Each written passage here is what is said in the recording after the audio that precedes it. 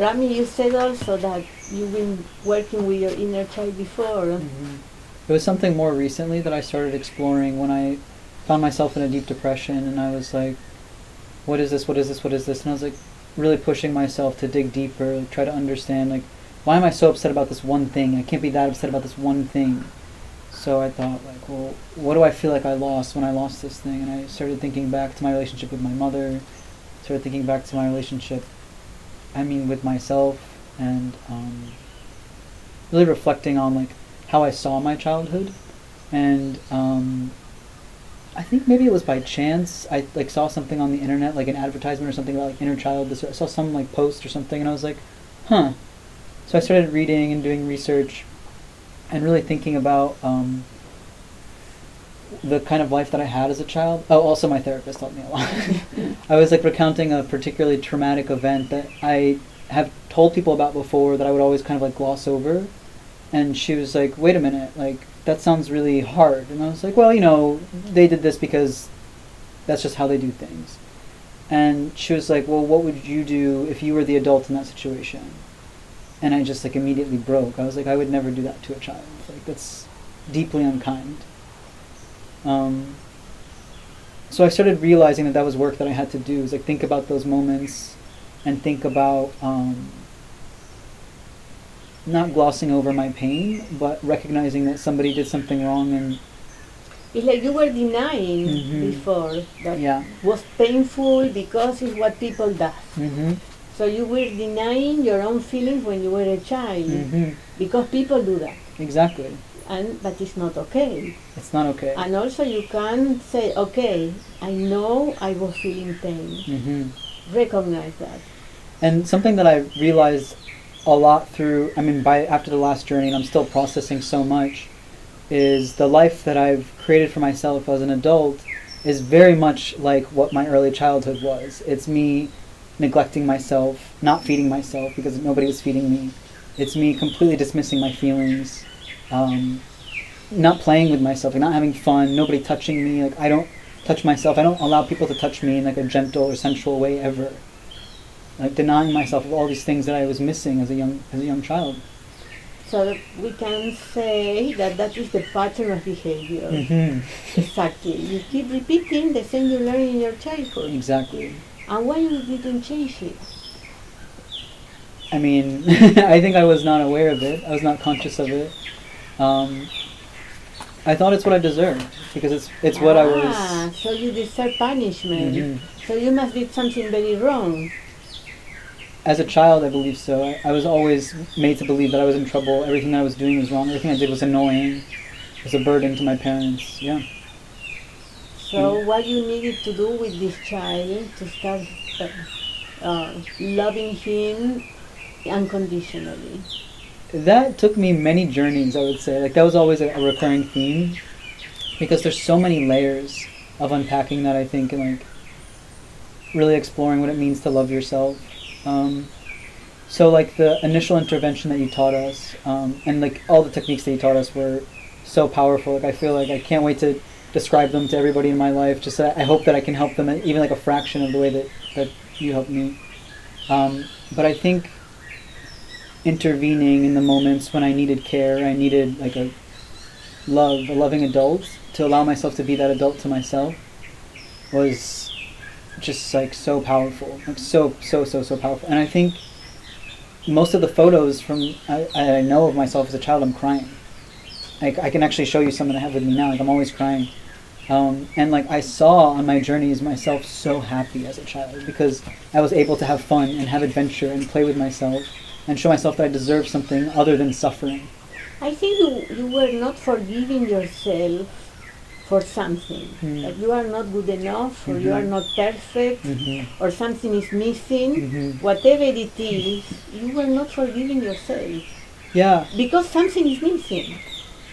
And so we need to accept what it is and to love ourselves unconditionally. Yeah. That's it. If you don't do that, you cannot be happy. Definitely true, yeah. It will always miss something.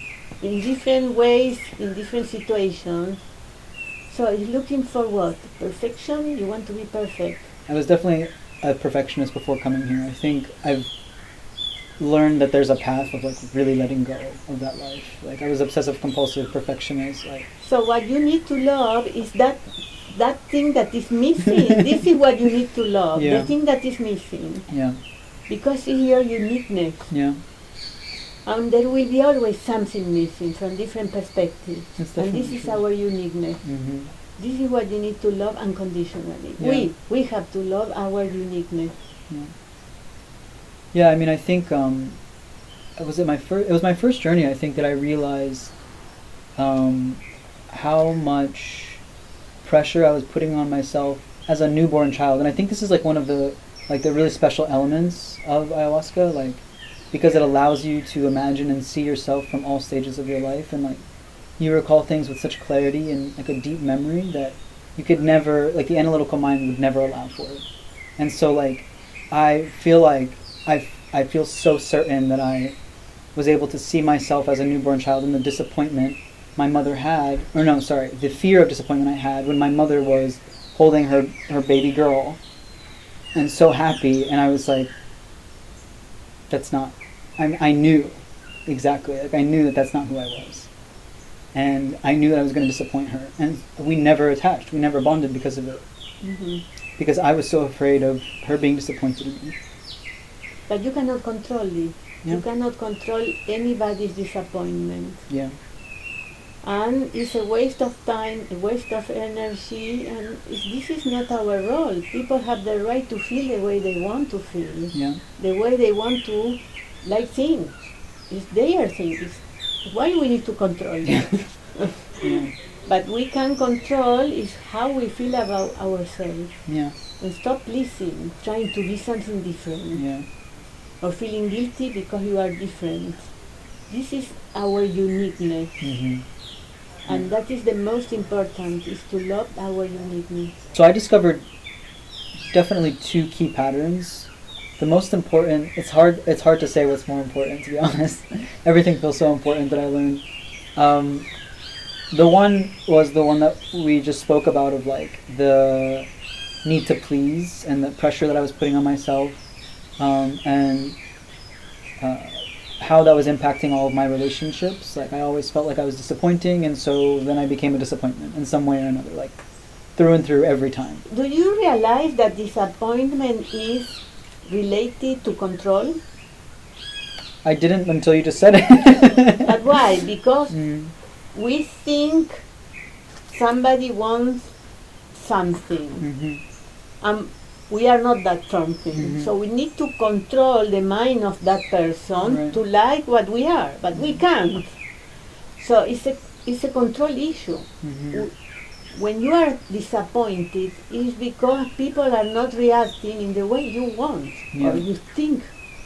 So it's about control. Why is this entitlement that we can control people, or people have to react in the way we want, or people have to like what we like, or what we are? The thing is entitlement to control other people's desires, other people's minds.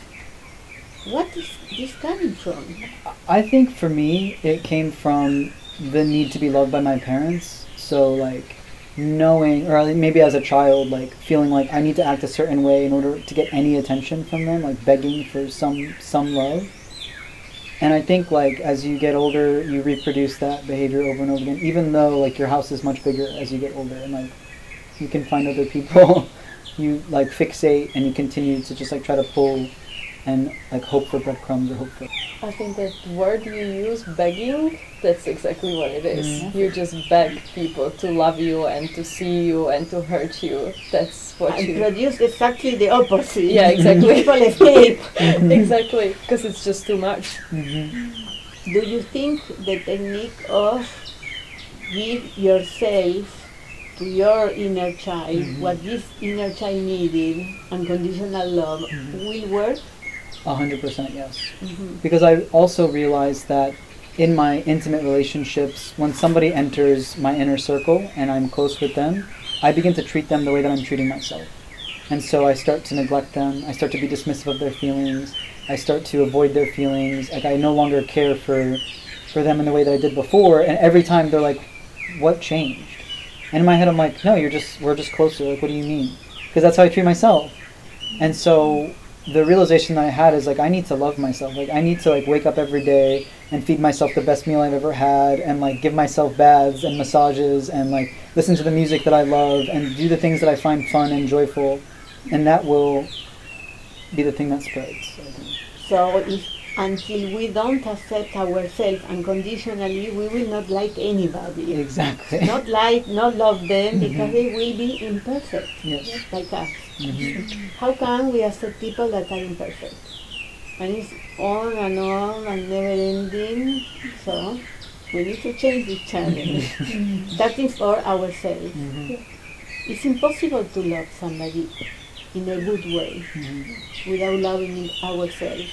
And you, Katarina, you said also you had experience working with your inner child. Yeah, and it started with my psychologist. And it was very similar to you, because I guess also because of your background. But it was, it was just on the mind level. Like, I understood why my inner child was craving the attention and all of these things. But then when I started with the embodiment sessions, and exactly the questions you were also asking, where on your body you feel it, I could like tell exactly where. But I think that combination with ayahuasca, you actually fully embody it and fully feel it, how it feels to be that child, because before I couldn't really, you kind of tap into it and you feel the pain. But on ayahuasca, it's the next level. Like, you're really that child going through the trauma again. So, yeah, that combination is, you cannot really find it anywhere else. And the workshops, which workshop was the most insightful for you? We did regression to childhood, we did the spirit releasement, we did soul retrieval, and the last one was about the shadow work. For me, the game changer was, I actually knew about all of it, but what I didn't know was the vacuum. Yeah, and that was a game changer, because I knew about the fears and attachments, and I found out about some new ones that I inherited and got passed on me. It's better to explain, no? The vacuum is a tool that is representing our will. So it's like a cosmic vacuum, very powerful, with a lot of strength to remove things from ourselves. So we need to be ready to get rid of things that we don't want to carry anymore.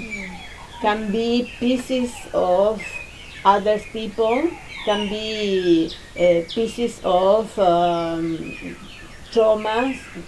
For example, if you were bullied in the school, sometimes we are carrying inside ourselves the bullies, or a person in the family that passed away, we are carrying this person. So it can be many, many things, but we need to be ready. I don't want this anymore in my life. So we use the vacuum to remove all these parts from ourselves. And that also what I think I found out, that what was holding me back before I came here was a fear. Because so my mom, she almost miscarried me when she was pregnant. She had some healthy issues, so she was stressed to lose me. And then when I was born, I really, through energy work, I went when I was born to that moment, and she passed all this fear of the world on me, because also of her past, like her parents were alcoholics, so she never feels secure, she never feels safe.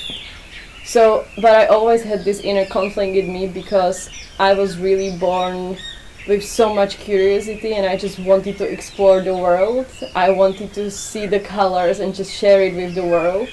But then there was something holding me back. And me and my mom, we had like quite an interesting dynamic. It has changed a lot, but she was also very jealous of me because of how I was living the life. But yeah, there was something always pulling me back. And when I was doing work, for instance, within the embodiment and stepping into my power, I would literally stab myself with my coach, and she's like, what is stopping you? And I'm like, my mom would just be so insecure, she would not be able to handle it, so I'm like, I cannot do it. So she was I always tried to also protect her. So this Overprotect her. yeah, exactly. So where was she inside of you? Where she was? Yes. In my heart. So all these fears belongs to her. To her. Even the fear of the first night. You were in panic. I was terrified, but that was the interesting thing, because I felt the calling to come and I was excited. But then that fear got awakened, and I, like really, I was in panic. I was so scared. Did you realize what you were telling to yourself to enter in this panic state? Yeah, that I'm not safe. I was like, I don't know how people gonna react, so maybe something can happen to me. Like, it was just all of it. And that first experience was quite light, but it became really clear that it's not my fear. So when you mentioned that the day after we will be doing this workshop, I was so happy. And as I said, that concept of the vacuum, because I honestly thought that the only way to get rid of that past traumas or fears was to give it back to the person. And in that second ceremony, my mom came and she was crying and she was in so much pain. And I'm like, I could never pass that back to her. I would actually carry it the whole life, because it's just too much for her to handle. But oh boy, I'm ready to get rid of it if I don't need to give it to her. So I really did. And that lightness, oh my God, it's just so, I'm just not being held back anymore. I can just do whatever I want. And like, I actually didn't share that yesterday, but I was always saying I didn't want to become a mother, because too conventional, and I was also so afraid to mess up my kids. And I asked, my intention was to show my capacity to love unconditionally. And yesterday, these 3 baby spirits came to me and they said, be ready whenever you are. And that's why I also cried so much, because when I was also sitting in the pond, I'm like, I just want to give a birth in water. And yeah, I just had this, I just want to make jams and bake cakes and have these 3 kids. Wow. And I really... You make peace with that. Yeah, because now you are not dangerous anymore. Yeah, exactly. I think the world is not that dangerous anymore. No, I mean, look. But you said that you didn't want to remove this part, this fear from you, is because you didn't want to return this to your mother. Yeah. But what we do here is that this part needs healing. So we need to send this part for healing. You cannot send this to the person because it's not ready. No. So we send for healing. If not, of course you will feel guilty. How I will get rid of my mother? You are not getting rid of your mother. You are getting rid of that part that needs healing. Yeah, no guilt. It felt amazing. See, how can we resolve something very simple? Yeah. But the vacuum represents your will, your desire. Are you ready? Okay, let's use it. And we send these parts, all these parts, to heal in another dimension. And then eventually they will go back to the person, but heal. That is not our business. And for you, what was the most powerful insight during the workshops? I think one of the things that I read about the retreat as like one of the things that you'll learn to cope with and let go of is the victim mentality. And I think all of these workshops together, and particularly the shadow workshop, helped me realize how much I was making myself a victim in my life and how comfortable I was to be the victim and to be the one who's getting hurt.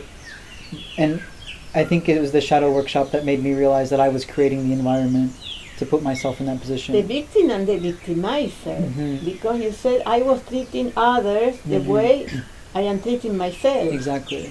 So you are inside of the game. Oh yeah, no absolutely. way out. Absolutely. It was over and over. I've been in every position of that triangle. I've been the savior, I've been the victim, I've been the victimizer.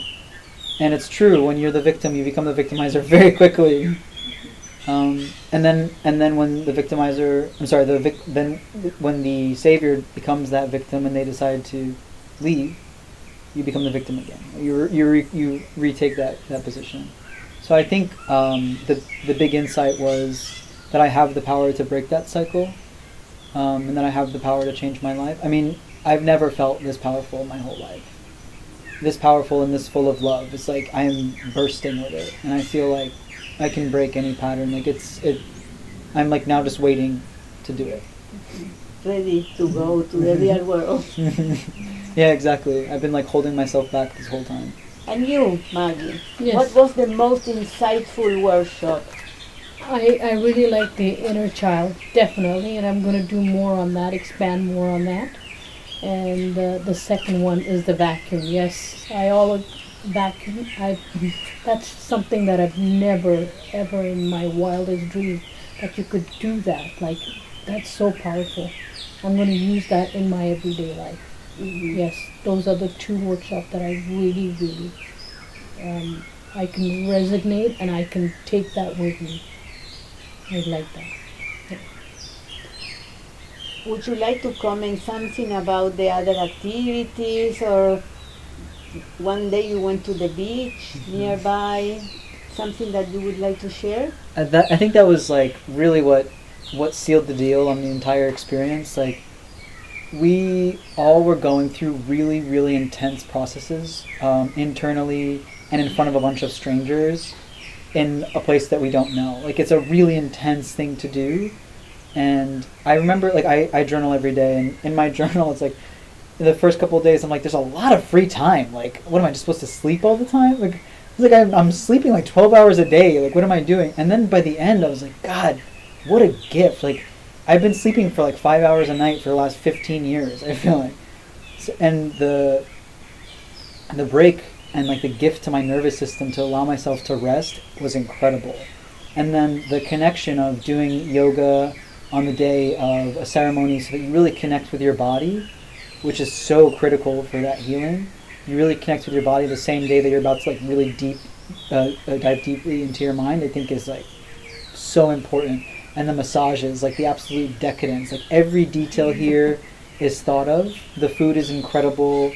The access to all these services is incredible. You get to see nature, you get to go to the beach, and like all these things just screams of abundance. And also it's like, I think a few people said this and I was like, maybe some of us are projecting a little bit, or like the transference effect or something, where it's like, we're basically like allowing ourselves to be children, where we're being completely taken care of and all we have to worry about is ourselves.